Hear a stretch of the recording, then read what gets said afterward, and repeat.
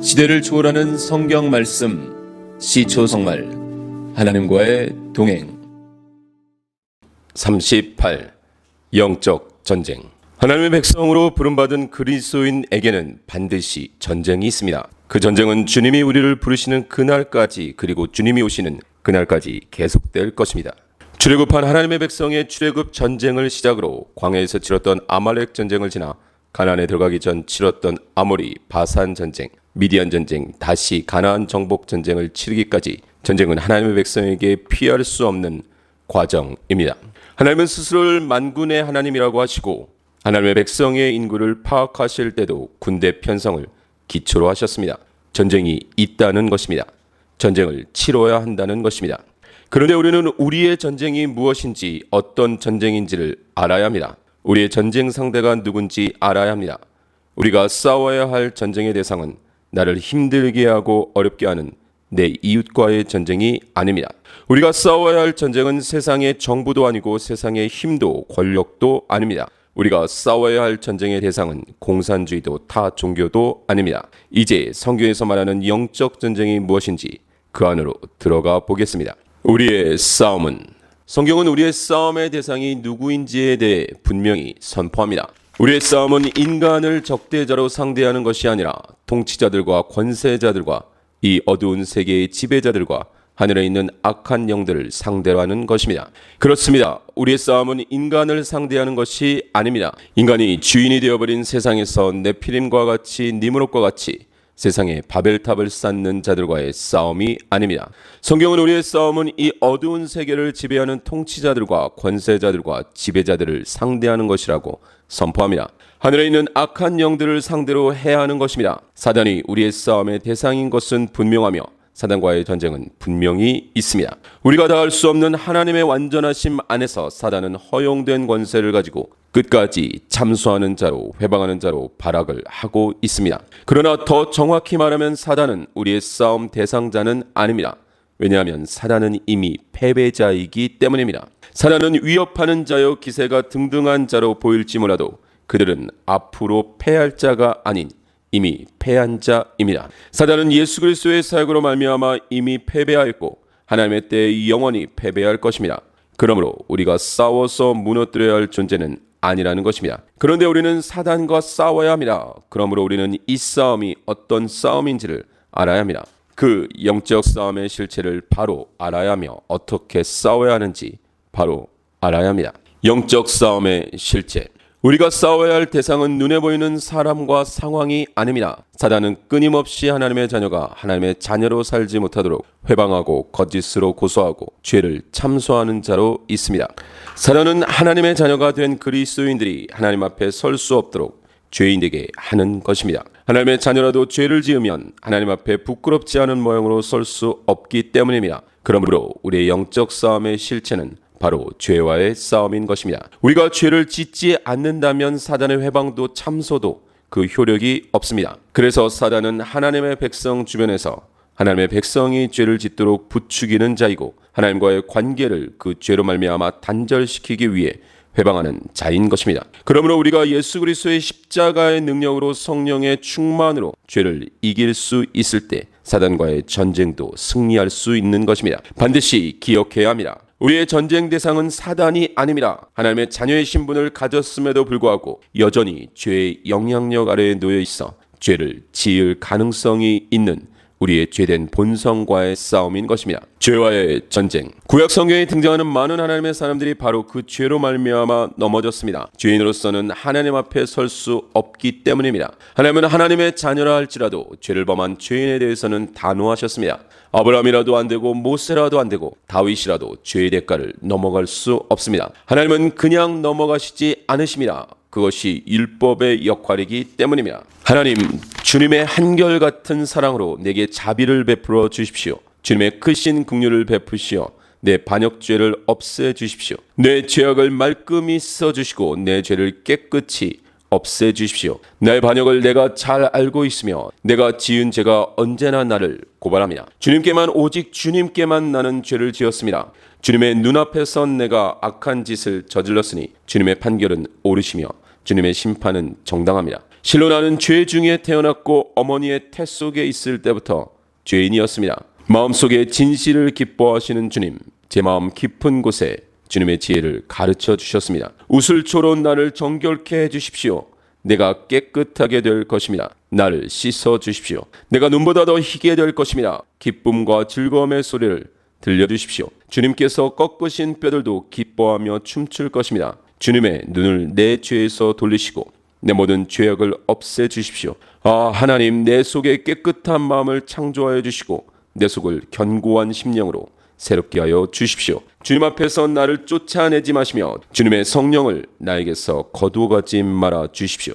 주님께서 베푸시는 구원의 기쁨을 내게 회복시켜 주시고 내가 지탱할 수 있도록 내게 자발적인 마음을 주십시오. 반역하는 죄인들에게 내가 주님의 길을 가르치게 하여 주십시오. 죄인들이 주님께로 돌아올 것입니다.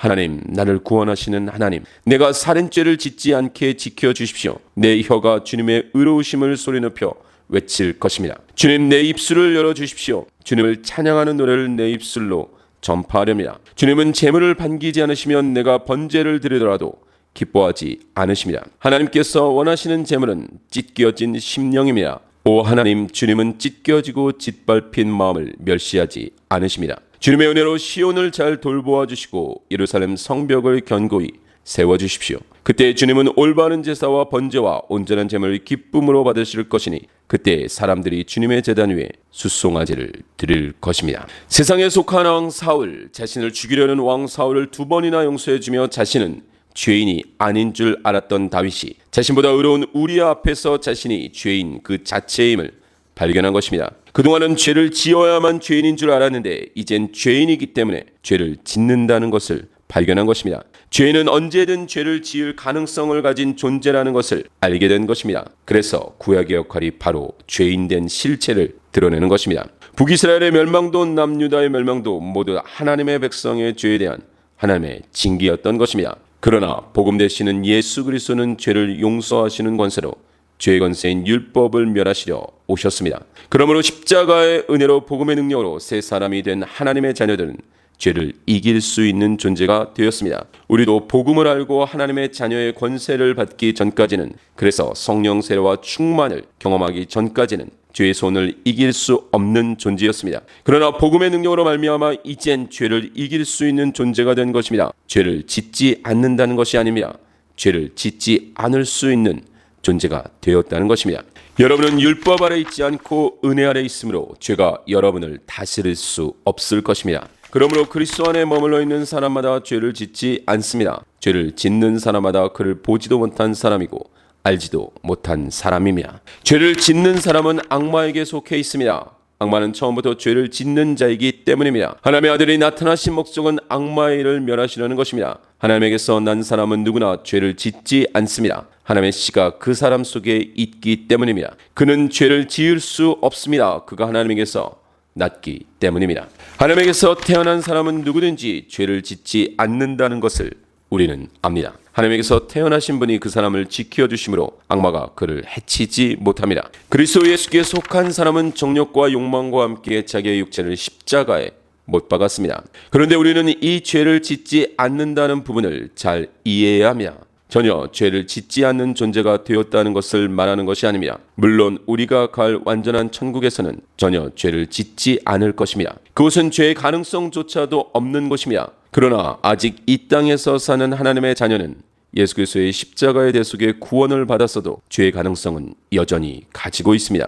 그러나 죄를 이길 수 있는 존재가 되었습니다. 그러므로 본문에서 말하는 죄를 짓지 않는다는 것은 더 이상 지속적으로 죄의 노예로 살지 않는다는 것이고, 특히나 고의로 짓는 죄, 계속적으로 습관적으로 반복되는 죄의 생활을 하지 않는다는 것입니다. 그래서 다윗도 바로 그 죄로부터의 자유를 하나님께 구한 것입니다. 주님의 종이 죄인 줄 알면서도 고의로 죄를 짓지 않도록 막아주셔서 죄의 손아귀에 다시는 잡히지 않게 지켜주십시오. 그때야 나는 온전하게 되어서 모든 끔찍한 죄악을 벗어버릴 수 있을 것입니다. 그래서 사도 바울도 죄의 노예가 되지 말라고 선포하는 것입니다. 우리의 옛사람이 그리스도와 함께 십자가에 달려 죽은 것은 죄의 몸을 멸하여서 우리가 다시는 죄의 노예가 되지 않게 하려는 것임을 우리는 압니다. 죄와 싸워야 합니다. 그러므로 우리는 죄와 싸워야 합니다. 죄를 짓도록 하는 사단과 싸워야 합니다. 정신을 차려야 합니다. 깨어 있어야 합니다. 사단과 싸워 물리쳐야 합니다. 사단에게 틈을 주지 말아야 합니다. 죄와 싸우되 피 흘리기까지 싸워야 합니다. 속지 마십시오.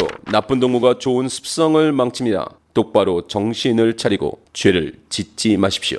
정신을 차리고 깨어 있으십시오. 여러분의 원수 악마가 우는 사자같이 삼킬 자를 찾아 두루 다닙니다. 믿음의 굳기에 서서 악마를 맞서 싸우십시오. 여러분도 아는 대로 세상에 있는 여러분의 형제 자매들도 다 같은 고난을 겪고 있습니다. 그러므로 하나님께 복종하고 악마를 물리치십시오. 그리하면 악마는 달아날 것입니다. 악마에게 틈을 주지 마십시오.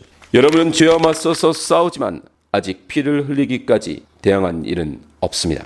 그래서 성경은 그 싸움에 대해 싸워야 할 선한 싸움이고 맞서서 피 흘리기까지 싸워야 할 싸움이라고 말합니다. 성경은 그 싸움을 믿음을 지키기 위한 싸움으로 선포하고 있는 것입니다. 아들된 디모데여, 이전에 그대에 관하여 내린 예언을 따라 내가 이 명령을 그대에게 내립니다. 그대는 그 예언대로 선한 싸움을 싸우고 믿음과 선한 양심을 가지십시오. 어떤 사람들은 선한 양심을 버리고 그 신앙생활에 파선을 당하였습니다. 하나님의 사람이여, 그대는 이 악한 것들을 피하십시오. 의와 경건과 믿음과 사랑과 인내와 온유를 쫓으십시오. 믿음의 선한 싸움을 싸우십시오. 영생을 얻으십시오. 하나님께서는 영생을 얻게 하시려고 그대를 부르셨고 또 그대는 많은 증인들 앞에서 훌륭하게 신앙을 고백하였습니다. 사랑하는 여러분, 나는 나그네와 거류민 같은 여러분에게 권합니다. 영혼을 거스려 싸우는 육체의 정욕을 멀리하십시오. 사랑하는 여러분, 나는 여러분에게 우리가 함께 가진 구원에 관해서 편지를 써 보내려고 여러 가지로 애쓰고 있었습니다. 그러던 참에 나는 이제 여러분에게 성도들이 단번에 받은 그 믿음을 지키기 위하여 싸우라고 권하는 편지를 당장 써야 할 필요가 생겼습니다. 어떻게 싸울 것인가? 하나님의 백성의 싸움, 하나님의 자녀로 하나님과 부끄럽지 않은 관계를 유지하기 위한 그 싸움을 우리의 이성적, 경험적, 전통적 판단이나 우리 스스로의 생각으로 싸워서는 절대로 안 됩니다. 우리의 구세주이신 예수 그리스도를 붙들어야만 합니다. 그러므로 여러분은 진리의 허리띠로 허리를 동이고 정의의 가슴막이로 가슴을 가리고 버티어 서십시오. 밭에는 평화의 복음을 전할 차비를 하십시오. 이 모든 것에 더하여 믿음의 왕패를 손에 드십시오. 그것으로써 여러분은 악한 자가 쏘는 모든 불화살을 막아 꺼버릴 수 있을 것입니다. 그리고 구원의 투구를 받고 성령의 검, 곧 하나님의 말씀을 받으십시오. 진리의 허리띠, 정의의 가슴막이, 평화의 복음, 믿음의 방패, 그리고 구원의 투구는 모두 우리 주 예수 그리스도를 말하는 것입니다. 예수 그리스도로 완전 무장을 해야 한다는 것입니다. 예수 그리스도로 옷 입어야 하는 것입니다. 예수 그리스도와 함께 예수 그리스도 안에서 살아야 한다는 것입니다. 여러분은 지금이 어느 때인지 압니다. 잠에서 깨어나야 할 때가 벌써 되었습니다. 지금은 우리의 구원이 우리가 처음 믿을 때보다 더 가까워졌습니다. 밤이 깊고 낮이 가까이 왔습니다. 그러므로 우리는 어둠의 행실을 벗어버리고 빛의 갑옷을 입읍시다. 낮에 행동하듯이 단정하게 행합시다. 호사한 연애와 술 취함, 음행과 방탕, 싸움과 시기에 빠지지 맙시다. 주 예수 그리스도로 옷을 입으십시오. 정욕을 채우려고 육신의 일을 꾀하지 마십시오. 그리고 성령의 검인 하나님의 말씀을 생명과 같이 붙들어야만 합니다. 예수님도 사단의 시험을 하나님의 말씀을 선포하심으로 물리치셨습니다. 예수께서 대답하셨다. 성경에 기록하기를 사람이 빵으로만 살 것이 아니라 하나님의 입에서 나오는 모든 말씀으로 살 것이다 하였다. 예수께서 악마에게 말씀하셨다. 또 성경에 기록하기를 주 너의 하나님을 시험하지 말아라 하였다. 그때 예수께서 그에게 말씀하셨다. 사탄아 물러가라. 성경에 기록하기를 주 너의 하나님께 경배하고 그분만을 섬겨라 하였다. 또한 성령 안에서 기도해야 합니다. 온갖 기도와 간구로 언제나 성령 안에서 기도하십시오. 이것을 위하여 늘 깨어서 끝까지 참으면서 모든 성도를 위하여 간구하십시오. 성령의 인도를 받아야 합니다. 내가 또 말합니다. 여러분은 성령께서 인도하여 주시는 대로 살아가십시오. 그러면 육체의 욕망을 채우려 하지 않을 것입니다. 우리가 성령으로 삶을 얻었으니 우리는 성령이 인도해 주심을 따라 살아갑시다. 사단은 끊임없이 하나님과 하나님의 백성을 회방하고 있습니다. 그래서 사단이 회방자인 것입니다. 사단은 하나님의 자녀이지만 자범죄를 범한 그리스도인들을 정죄하기 위해 죄인이라고 몰아붙이기도 하고 죄의 심각함을 모르는 그리스도인들에게는 의인이라고 하여 죄에 무감각해지게 합니다. 사단은 회방자이고 이간자이며 속이는 자요 참소하는 자로 싸움을 부추기는 자입니다. 죄를 짓도록 하여 거룩하신 하나님과 멀어지도록 합니다. 깨어 있어야 합니다. 분별해야 합니다. 영적 전쟁은 결국 하나님의 백성 안에 있는 죄를 씻으시고자 하시는 하나님과 죄의 습성을 벗어버리지 못하는 하나님의 백성의 싸움이 되는 것입니다. 그래서 어떤 의미에서는 하나님의 백성의 죄에 대한 전쟁은 죄로부터 자유로울 수 없던 하나님의 백성이 성령의 충만함으로 그 죄를 이겨가는 과정인 것입니다. 하나님은 반드시 그 전쟁을 이기실 것입니다. 하나님은 반드시 하나님의 백성을 거룩한 백성으로 만들어 내고야 마실 것입니다. 영적 전쟁은 이미 이기고 시작하는 전쟁인 것입니다.